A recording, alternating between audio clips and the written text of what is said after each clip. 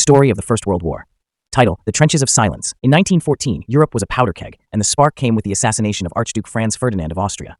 What followed was a war the world had never seen. Nations drawn in by alliances, pride, and vengeance.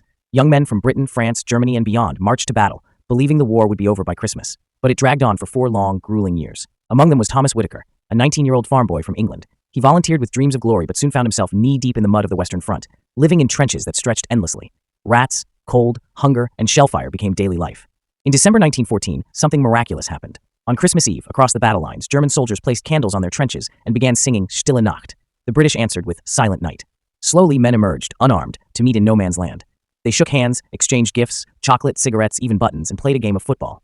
For a brief moment, the world remembered its humanity. But the war continued. Thomas survived battles like the Somme and Passchendaele, watched friends fall, and wrote letters soaked in grief and longing.